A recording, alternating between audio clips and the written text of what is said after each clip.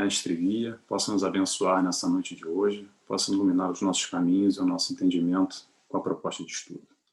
Bem, primeiro, boa noite a todos. O tema da palestra de hoje é o poder da escolha.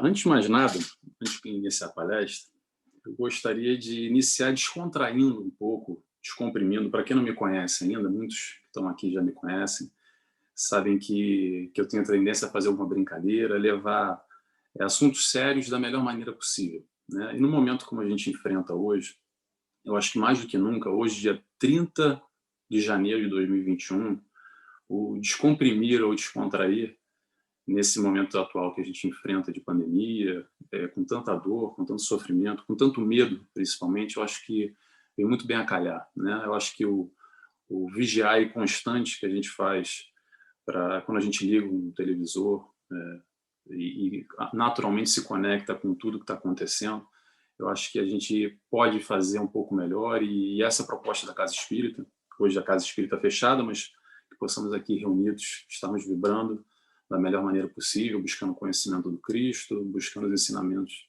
da doutrina espírita.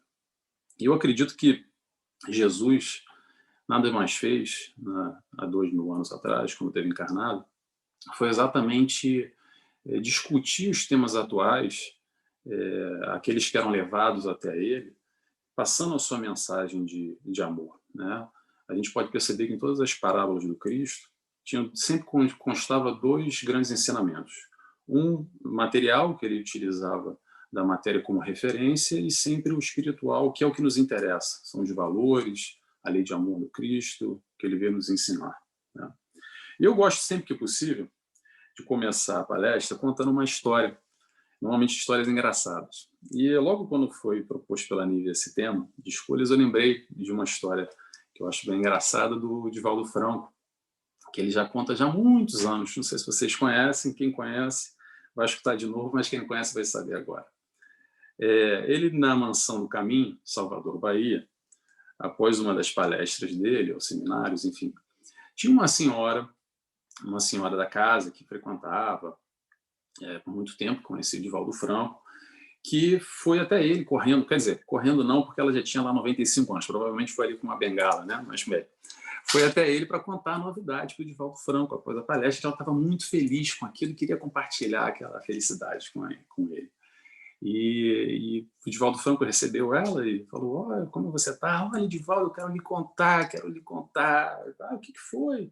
Olha, é porque eu estou fazendo agora um curso, eu estou aprendendo a tocar violino. Olha, mas eu estou super animado, eu vou aprender a tocar violino, vai ser ótimo, adoro a música e tal. Aí o Divaldo Franco, que já sabe que normalmente o curso básico do violino são lá 6 anos para aprender, começou a coçar a orelha assim atrás, né? Porque falou: poxa, mais 6 anos, ela já tem lá seus 95. Pá. Aí ele começou a conversar com ela, naquela, né? Tentando ser muito gentil e falando para ela: você sabe que o curso demora um pouquinho, né? Ela: não, demora ali pelo menos 6 anos, né? Olha, pode acontecer, por um acaso, não é que vai acontecer, mas de repente pode acontecer de você não conseguir concluir. Aí ela: é verdade, eu não tinha pensado. Mas Divaldo, não tem problema não. Pelo menos eu já volto com a mão boa para a próxima e termino de aprender na próxima encarnação. Bem, essa história, a graça dessa história, eu acredito, tem 2 motivos. Na primeira, que a escolha, exatamente a escolha que ela fez aos 95 anos de idade, ter essa proatividade para buscar aprender um novo instrumento, eu acho isso fenomenal, né? Até porque eu acho que vem bem a calhar quando a gente fala aqui em Portugal, que tem uma idade mais avançada, né, a população, e eu vejo muita gente, às vezes com 60 e poucos anos, já com aquele discurso de parece que a vida acabou, né? Já está reformado, já nasceram os filhos, os netos, cada um já seguiu o seu caminho, e parece que está ali só em banho-maria, aguardando chegar o desencarne, porque o compromisso já foi realizado, né? E é engraçado essa perspectiva de novo ou velho. É interessante a gente lembrar da época do Cristo, que a média de idade naquela altura eram seus 40 anos. 40 anos era a média de idade. Então, ali, passado dos 40, você já era considerado um ancião naquela altura, né? E hoje a idade, você vai colocar 80 anos, vamos pensar, são quase 2 encarnações, né? Pede um, leva 2. Enfim, então fica essa história só para descontrair um pouquinho do Divaldo Franco, da senhora, que eu acho que vale como lição para as nossas vidas. Eu ainda não estou um pouquinho longe dos 95, mas espero eu, quando chegar a essa altura, com essa idade, estar com esse mesmo espírito que essa senhora teve e fazer essas escolhas ainda no aprendizado e continuar buscando a evolução. Bem, antes de iniciar a palestra, falando sobre escolhas, eu acho que eu posso resumir toda essa palestra que a gente vai fazer agora com uma palavra só, é Jesus Cristo. Todo o resto que a gente vai fazer aqui é um desdobramento. É uma análise, a gente vai tentar aprofundar alguns temas sobre escolhas, como é que a gente pode fazer as melhores escolhas na nossa vida, na nossa caminhada. Até porque a nossa caminhada consiste simplesmente de uma grande escolha, ou de várias escolhas. Porque a certeza que a gente tem entre o nascimento e a morte são escolhas. A nossa caminhada é feita exatamente dessas escolhas no nosso dia a dia, com as nossas opções, que a gente vai caminhando, e vai tomando as opções, as decisões, frente ao quadro que vai sendo apresentado para a gente, e a partir daí a gente vai desenvolvendo a nossa maturidade, vai experimentando, seja em provas, seja em expiações, e assim a gente vai conseguindo passar por essa e continuar crescendo, evoluindo. Né? Esse eu acho que é a grande graça da evolução enquanto espíritos, a bondade divina, que a gente sempre evolui. Né? É sempre bom te lembrar isso, porque às vezes a gente está num momento que a gente empaca na nossa vida por algum motivo e a gente esquece que, de uma maneira ou outra, a gente está crescendo, está amadurecendo, está evoluindo no panorama espiritual e fazendo as melhores escolhas dentro das nossas possibilidades. Eu gosto muito desse tema, escolhas, porque escolhas é uma coisa que a gente normalmente dá crédito a grandes episódios na nossa vida. Normalmente a gente coloca como é o trabalho, ou é um casamento, ou é ter ou não ter um filho, coisas mais importantes, mais significativas que normalmente norteiam a nossa caminhada, a nossa vida. Mas, na verdade, se a gente for parar para pensar, e é uma grande verdade, a gente tem que tomar escolhas, decisões o tempo inteiro na nossa vida, a partir do momento que a gente acorda de manhã. Quais são as decisões que a gente tem que tomar? Bem, eu vou à casa de banho, eu vou tomar um pequeno almoço, eu vou voltar a dormir, eu vou tomar um duche. Isso são escolhas. O tempo inteiro a gente tem que fazer escolhas, querendo ou não querendo. Esse é um tema que nós todos, obrigatoriamente, temos que tomar escolhas na nossa vida. Até aqueles que levam a vida naquela questão, mas assim, mas eu escolho não fazer nada. Isso já é uma escolha. Consciente ou inconscientemente, a gente tem que tomar escolhas na nossa vida, não é verdade? Quando a gente fala escolhas, vem uma questão de qual é o nosso objetivo dentro dessa encarnação. Né? Quais são as escolhas que nós estamos fazendo no nosso dia a dia, que somos obrigados a fazer, da melhor maneira. Né? O que nos motiva? E para todos, o que motiva a todos, no final das contas, somando para cá ou para lá, é a felicidade. Mesmo aqueles que têm um processo que não enxergam isso, ou que mesmo verbalizam, dizendo que não, eu não quero ser feliz. Até isso, dentro da psicologia, é estudado como, no fundo, um processo de realização, daí já vai para uma outra área. Mas, no final das contas, o que todos nós buscamos, todos nós buscamos, é a felicidade, não é verdade? E se a gente fala de felicidade, naturalmente, a gente vai falar de Jesus. Porque veio Jesus, exatamente, veio simplificar a nossa vida. Jesus veio simplificar para a gente. A gente que complica muito, que dificulta muito esse processo todo.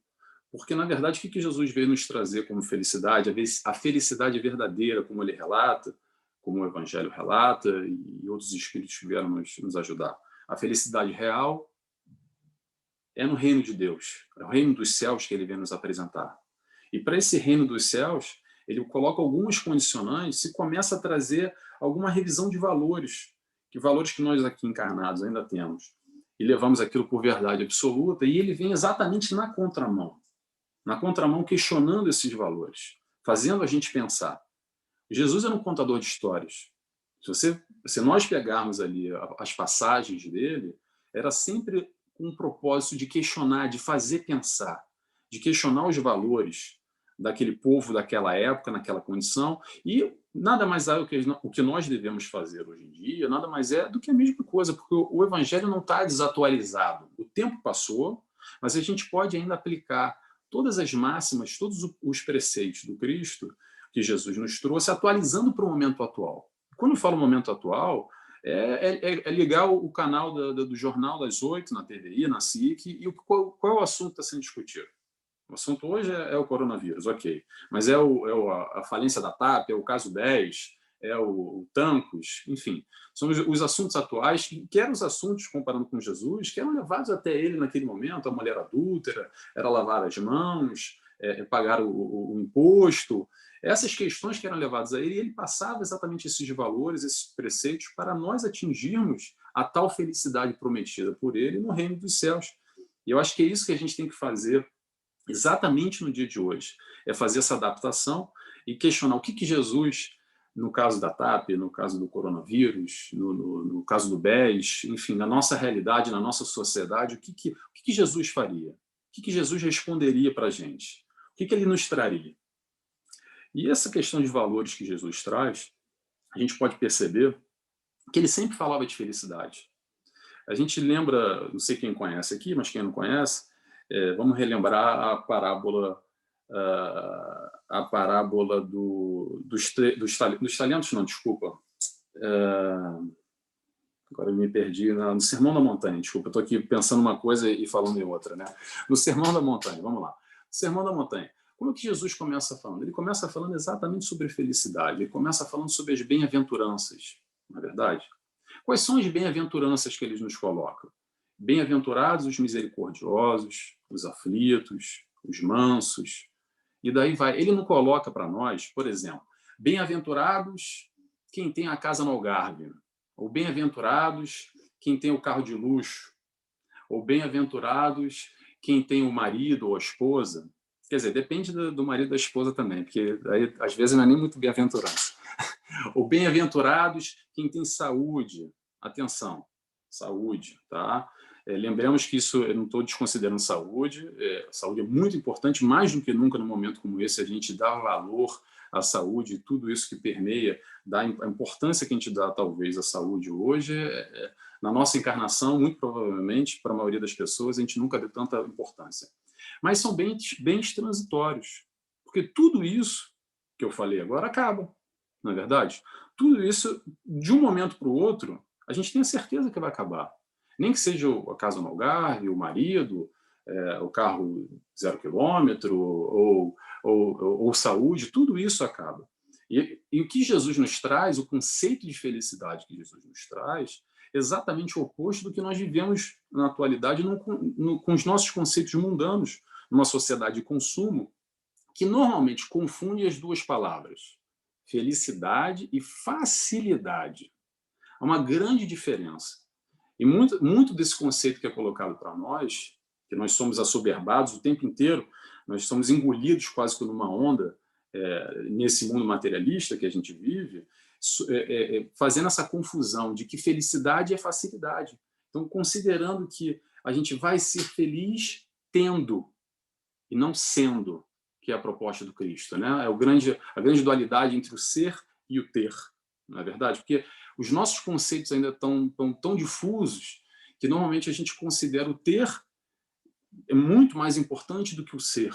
E o que não é nos retirado de maneira alguma, após o desencarne, o que seja, é o que nós agregamos de valores, de conhecimento, de experiências, de vivências colocadas na prática, que é tudo que Jesus nos ensina nessa caminhada que ele faz conosco e deixa exatamente o seu testemunho, a sua palavra, através dos seus exemplos.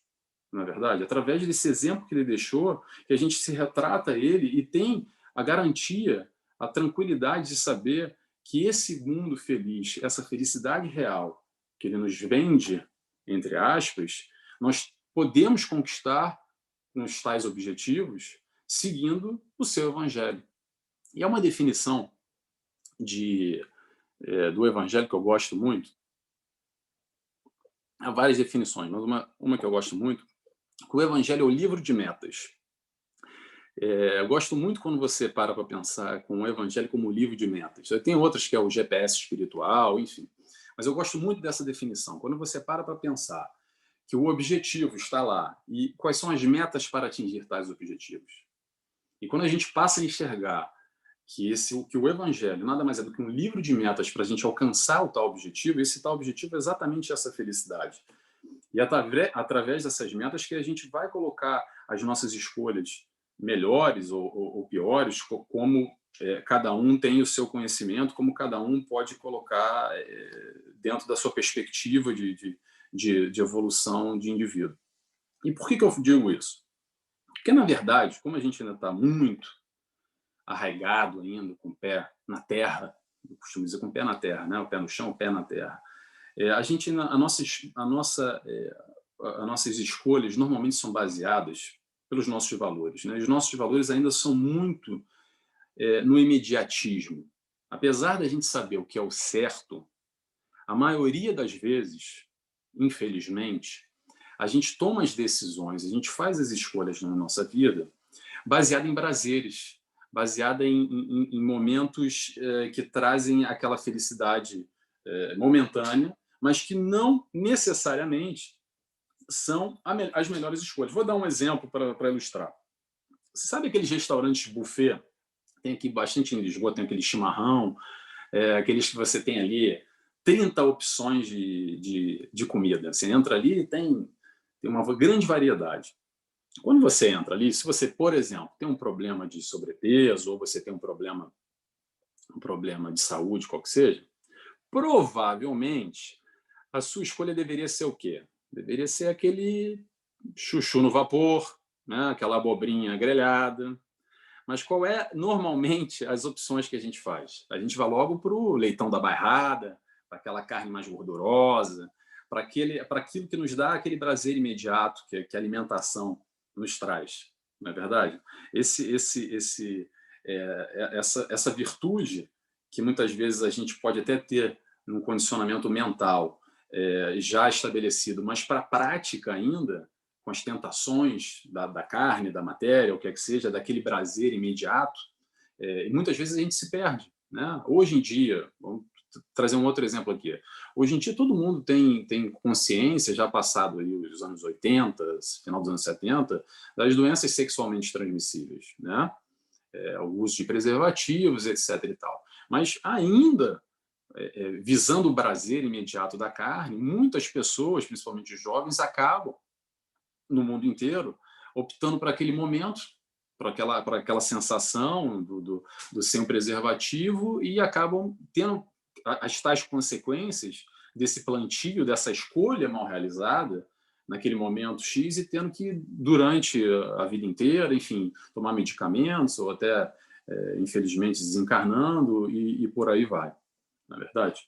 Bem, dentro desse processo de escolha, o que eu acredito que é o melhor para a gente realizar as melhores escolhas é sempre ter o maior número de informações. Porque quanto mais informação a gente tem, mais fácil fica a escolha. E quando eu digo isso, não estou dizendo, não vou entrar na linha da doutrina espírita do livre-arbítrio e responsabilidade, que quanto mais conhecimento, mas eu vou entrar somente focando em realizar a melhor decisão, a tal da escolha acertada. Eu gosto muito desse termo que se usa aqui em Portugal, que é a escolha acertada. Vou dar um exemplo para vocês. Quando a gente vai comprar um televisor, vamos comprar um televisor. É difícil alguém hoje em dia sair de casa e na primeira loja que aparece, entrar e falar para o vendedor, olha, me dá aí um televisor qualquer. Normalmente, qual é o processo? O processo de informação, né? A gente primeiro decide quantas polegadas, qual é a loja, vai ser na Rádio Popular, na Vorten, na Media Market, qual o preço, qual o melhor preço, qual é a melhor marca. Normalmente a gente vê o processo de tem garantia, é 1 ano, são 3 anos. A gente, por muitas vezes, busca um aconselhamento. Um amigo conhece, tem ali a marca tal, recomenda. Tem hoje em dia o Deco Protege, com as escolhas acertadas, que a gente consegue consultar lá e tem uns testes, né, de informações. E tudo isso para quê? Tudo isso para a gente fazer a melhor escolha. Então, quanto mais informação a gente tiver, mais fácil fica da gente diminuir a margem de erro. Porque escolhas a gente tem que fazer o tempo inteiro, mas infelizmente a gente comete muitos erros ainda nas nossas escolhas. Só que quanto mais informação a gente agregar, mais fácil fica nessa tomada de decisão. No mundo empresarial, por exemplo, vou criar um exemplo aqui. Vamos dizer que a Johnson Johnson decida lançar um sabonete com aroma de bola de Berlim. Tá? Ele não simplesmente, lá o CEO da Johnson Johnson, vai acordar um dia e vai falar assim, vou ali investir numa linha de produção, vou gastar ali alguns milhões para lançar um sabonete novo com aroma bola de Berlim. Ele pode até ter intenção de fazer isso, mas dentre a opção de pensar em fazer isso, até concretizar, há uma série de pesquisas, há todo um estudo de mercado, de concorrência, de demanda, de testes realizados com alguns públicos consumidores diferentes, de público-alvo, e aí sim, depois de coletada todas essas informações, que vai ser decidido se vale a pena ou não lançar o tal produto. Por exemplo, no mundo empresarial não existe a palavra sorte e azar. O sorte e azar, sorte, no conceito empresarial, é uma mistura de habilidade e competência. Vou repetir, sorte é a mistura de habilidade e competência. E azar é a ausência das duas ou de uma dessas virtudes.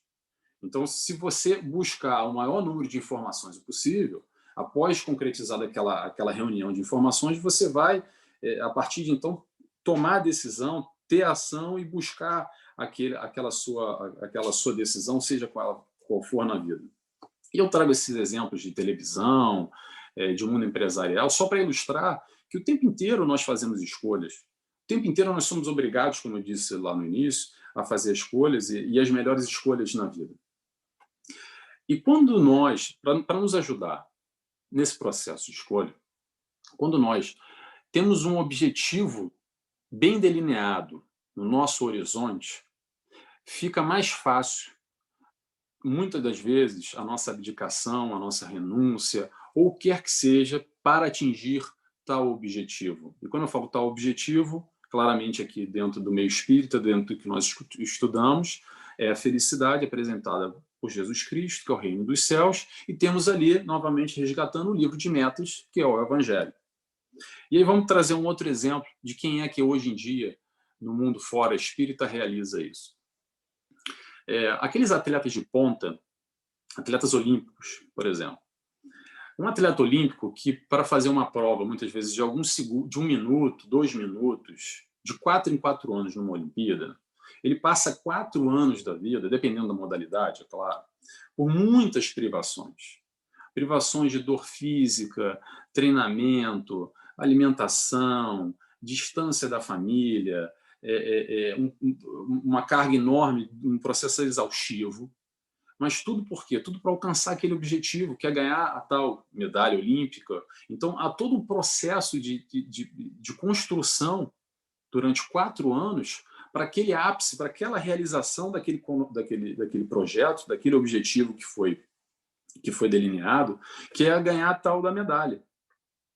Então, dessa maneira, voltando à nossa realidade agora, dessa maneira, quando a gente tem um objetivo traçado, bem concreto na nossa mente, com a ajuda do livro de metas, que é o livro de escolhas, as melhores escolhas que a gente possa fazer para alcançar tal objetivo, eu acho que isso nos ajuda muito, conjunto com as informações, conjunto com tudo que a gente pode fazer.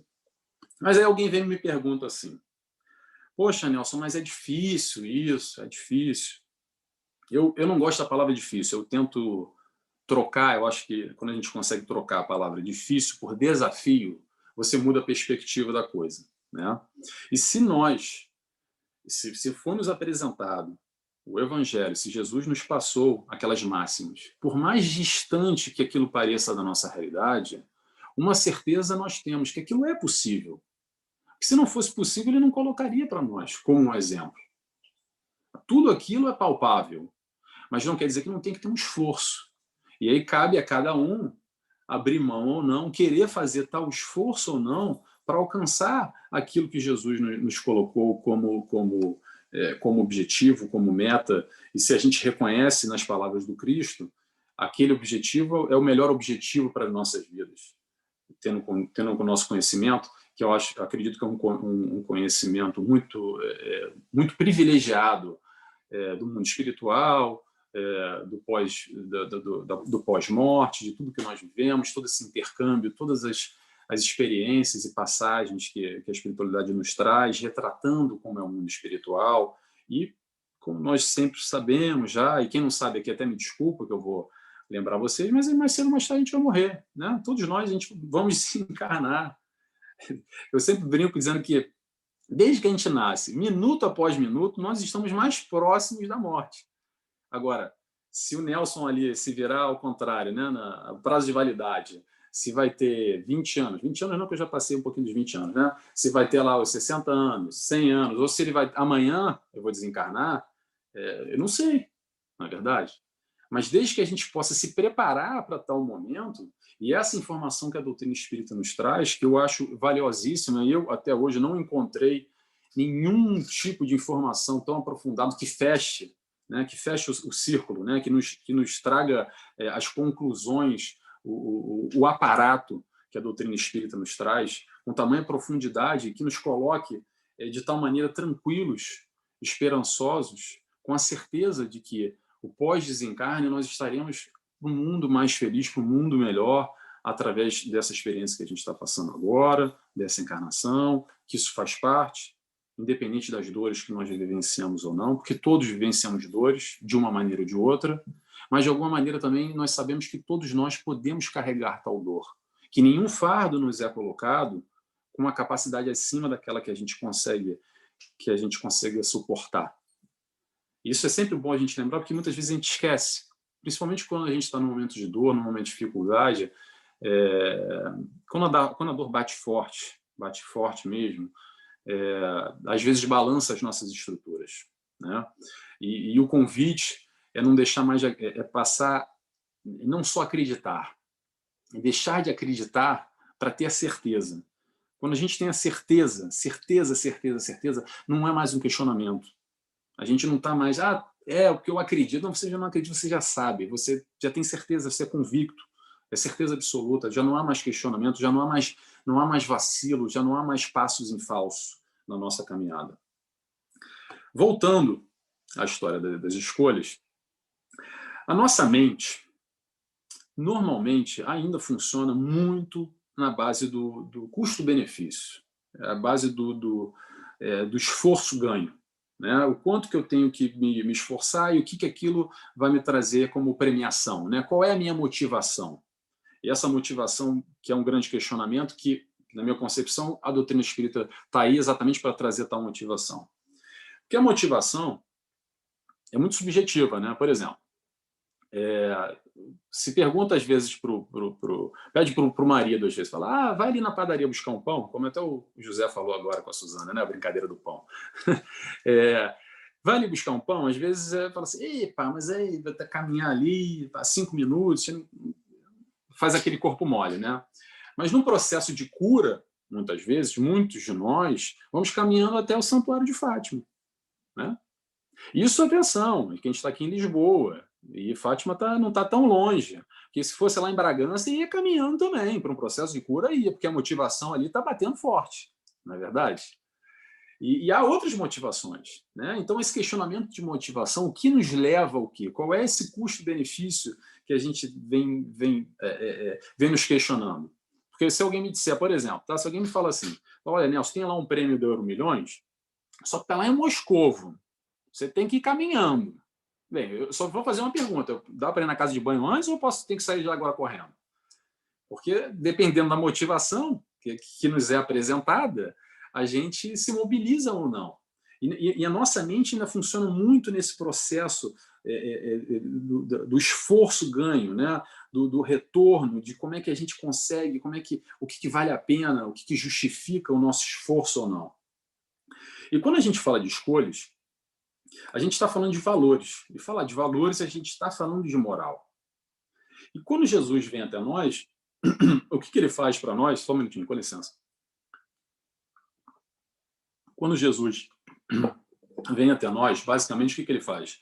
Ele vem nos dizer que os nossos valores não estão tão legais assim, que é bom a gente rever esses valores, que é bom é aquela história do esforço para para domar as más inclinações, né?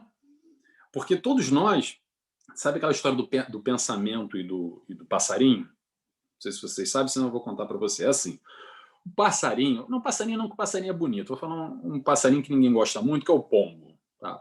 O pombo vem e pousa na nossa cabeça. Ele pode fazer cocô, ele pode pousar rápido, a gente dá logo um safanão nele, certo? Mas ele só faz ninho ali se a gente deixar. Então o pensamento é de tal maneira, ele pode até chegar, mas você pode rapidamente enxotar ele, substituir ele. Agora, ele só vai fazer ninho ali, ele só vai crescer, só vai fermentar dentro da sua cabeça, dentro da sua mente, do seu intelecto, enfim, se você permitir. Nesse processo de pensamento, a melhor maneira, ou a maneira mais indicada, ou a maneira que eu indico, não é negar o pensamento. Okay? Pensamentos todos nós temos, seja ele quais forem. A gente está falando aqui de pensamentos que não são muito puros, né, digamos assim, ou que não são muito iluminados. Né? Que, na verdade, a grande parte do nosso dia é o tipo de pensamento que a gente está assoberbado aí. Né? É raro esses momentos que a gente tem aqui agora de poder discutir algum assunto mais elevado, ou alguma coisa que faça o nosso crescer no todo. Mas o melhor processo para o afastamento, entre aspas, do pensamento que nós não queiramos ter, não é a negação, é a substituição. Ou seja, não é negar aquilo, é substituir por uma coisa. Então, ao invés de eu pensar em X, eu vou pensar em Y. Não é negar o X, até porque, de alguma maneira, isso não está conectado. Mas a gente tem o poder de fazer o tal esforço para domar essas demais inclinações que muitas vezes esse pensamento nos traz. E, e nesse processo de escolhas, as nossas escolhas são diárias. O tempo inteiro a gente está reformulando os nossos valores a partir da nossa escolha. As escolhas são tal plantio que mais cedo ou mais tarde a gente vai ter que colher de uma maneira ou outra. Porque está aí o livre-arbítrio para nos ajudar. Só que a gente tem que lembrar que o livre-arbítrio pode nos alavancar, pode nos ajudar muito, como ele pode nos encrencar também seriamente. Então, para isso, a vigilância é importante. A vigilância dos nossos pensamentos e que a gente possa transformar em atos da melhor maneira possível do que a gente acredita, e aí vem tudo isso que eu disse ainda há pouco, dos pensamentos, como é que a gente pode, em maior número de informações, como é que a gente pode ter metas estabelecidas e propósitos para o que a gente quer na nossa vida. Isso vale para todos os casos. Assim, eu estou falando de uma maneira muito abrangente, porque o tema escolha é um tema que é muito subjetivo, mas eu acho que a gente pode pegar a ideia que eu estou querendo passar e aplicar isso na nossa vida, no nosso dia a dia. Porque, como eu disse agora, acabando aqui a palestra, todos nós vamos tomar alguma escolha. Uns vão dormir, outros vão jantar, outros vão estudar, outros vão, sei lá, correr na rua. Quer dizer, correr na rua não pode correr na rua agora. Né? Quer dizer, correr na rua pode, é um exercício físico que pode fazer. Mas, bem, falando sobre doutrina espírita, eu gosto de uma... Não sei se vocês conhecem aquela definição da doutrina espírita, que diz o seguinte, que a doutrina espírita é parda. Parda. P-A-R-D-A. Então, parda por quê? Porque, primeiro, numa situação de dificuldade que a gente encontra, vamos dar um exemplo aqui. Por exemplo, eu tenho um vício, tá? Eu tenho um vício com álcool, por exemplo, ok? Eu tenho um problema com álcool. Qual é o processo da doutrina espírita que traz essa questão do parda, para a gente pensar? Primeiro, P, de perceber. Né? A gente perceber, primeiramente, que a gente tem aquele problema, ok? Se situar, porque muitas vezes esse primeiro passo é o passo mais difícil. O segundo A, do parda, de aceitar. Né? A gente aceitar que a gente tem aquele problema. Então, a gente percebeu, depois a gente aceitou, reconheceu aquilo verdadeiramente. Terceiro R, refletir, o racionalizar. Em cima daquilo que a gente já percebeu, já aceitou, a gente trabalhar aquilo, racionalizar qual é a melhor maneira, qual caminho eu devo tomar, qual a escolha que eu devo fazer na minha vida. Depois vem o D, de decisão. né? A tomada de decisão é planejar realmente, realmente eu já reconheci, já percebi, já aceitei, já montei aqui a estrutura da melhor maneira possível e eu tomei a decisão, é isso que eu vou fazer. E por último, o A de ação ou atitude, né? Que a gente possa realmente colocar em prática aquilo que a gente desenvolveu.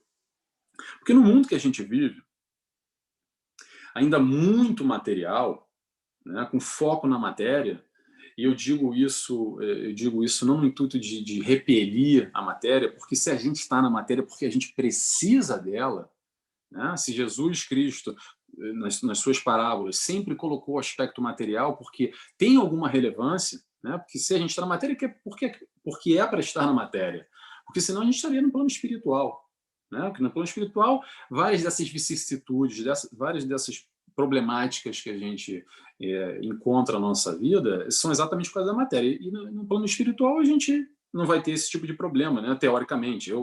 Pelo menos eu não lembro para dizer se a gente vai ter ou não, mas a princípio não teremos, ou grandíssima parte delas a gente já vai ter deixado para trás no momento do desencarne.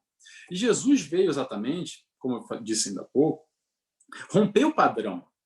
Ele veio exatamente nessa contramão, né? Desse comportamento de manada que a gente vive. Sabe, comportamento de manada é um termo que eu gosto muito, não sei se vocês já ouviram esse termo, que é o seguinte: sabe aquela manada do boi ou da zebra? Que é assim, o primeiro corre. E aí, quando você vai ver, tá todo mundo correndo, tem ali 100 correndo. Se você para ali um boi, pega um boi daquele no meio do caminho e pergunta para ele: oh, desculpa, seu boi, me diz lá uma coisa, o que é que você está correndo? Provavelmente ele vai virar para você e falar: não sei, tá todo mundo correndo, estou correndo também. Não é verdade? Na nossa vida, muito das nossas atitudes, do nosso condicionamento, acontece de uma forma automatizada, porque todo mundo faz, porque o mundo é assim, porque nos disseram para fazer, porque essa mídia nos coloca que é assim que é os padrões de felicidade. Tem uma frase que eu gosto muito também, que é o seguinte: eu vou falando e vou lembrando das frases, né? Que é assim: normalmente nós compramos o que nós não precisamos com dinheiro que nós não temos para mostrar para quem a gente nem conhece. E esse é o comportamento de manada que nos leva, muitas vezes, a um consumismo exacerbado, sem a menor necessidade. Porque o processo do mundo publicitário é exatamente transformar um objeto totalmente insignificante, desnecessário na nossa vida, mexendo com as nossas emoções daquele povo, daquela sociedade, enfim, através da mídia, através de propagandas, para transformar aquele produto quase que imprescindível, que você vai se questionar: mas como que eu vivia antes sem essa folha de papel aqui, essa folhinha de papel? Porque transformaram aquilo como muito importante. Eu considero aquilo como uma das coisas mais importantes da minha vida. E a gente começa a trazer esse questionamento, e é exatamente esse questionamento que o Cristo faz, nos apresentando outro tipo de raciocínio, outro tipo de questionamento, outro tipo de pensamento. E essa é uma das grandes virtudes, o Cristo, naturalmente a doutrina espírita, né, que nos traz e que nos faz pensar, exatamente, fazer esse questionamento. A gente parar um pouco, dar um pause na nossa vida e começar a pensar um pouco como é que está a nossa vida, como é que a gente está caminhando, o que a gente está fazendo na nossa vida. Como eu disse no início, aonde a gente quer chegar? Qual é o nosso objetivo? Fora a matéria. Atenção, os objetivos da matéria são importantes também, tá? Porque fazem parte da nossa caminhada. Mas a discussão que o Cristo traz não tem nada a ver com a matéria. Pelo contrário, ele pega atributos da matéria para questionar exatamente o que é mais importante para nós, que são esses valores. Por falar em vida, já que a gente já está terminando aqui, passa rápido o tempo, né? Se deixar, eu ficava aqui umas 3 horas falando. Mas a gente vai ter tempo de conversar depois aí, se alguém quiser fazer um questionamento. Falar em vida, vou só terminar uma brincadeira que eu já escutei há algum tempo, numa palestra espírita, não lembro de quem agora, que coloca a vida como um videogame. Videogame é aquele que você passa de nível, sabe? Aquele que tem a primeira fase, aí você vence, vai à segunda fase, a terceira, etc, etc, etc. Bem, fazendo essa analogia, essa brincadeira da vida como um grande videogame, primeiro, para começar, a gente já sabe que Jesus zerou, né? Passou por todos os níveis, ok? Bem, mas para começar a história do videogame é o seguinte. Primeiro Moisés veio com um código de conduta e colocou ali os 10 mandamentos. Para começar a brincadeira, ok? Bom. Aí vem o primeiro nível. O primeiro nível é não fazer mal. Aí, não fazer mal, aí você para e pensar, de repente, se calhar eu já não faço mais mal, né? Nós espíritas aqui, na verdade, a gente não faz mais mal, né? É assim, a gente faz às vezes picuinha, né? Tem ali um rançozinho, uma coisa ou outra, mas fazer mal, mal, mal, a gente não faz mais, né? Tá bom. É aquela quando você briga com a esposa, né? Aí a esposa, minha esposa não está aqui, senão seria mais fácil para ela querer me bater aqui. É aquela coisa que você briga com a esposa e você não gosta muito de alho, sabe? Aí ela está fazendo jantar, aí tá taca de falar, não, vai, meu amor, né? Mas tudo bem, a gente não faz mais mal, a gente não faz mais mal. Aí passa para o segundo nível. Então, o primeiro nível, não fazer mais o mal, ok. Então, passamos, né? Talvez. Às vezes sim, às vezes não, mas passamos. Vamos dizer que a gente passou, ok. Aí o segundo nível. O segundo nível é ver Jesus para complicar. Jesus já complica a nossa vida. O segundo nível é não fazer o mal e fazer o bem incondicionalmente. Fazer o bem irrestritamente.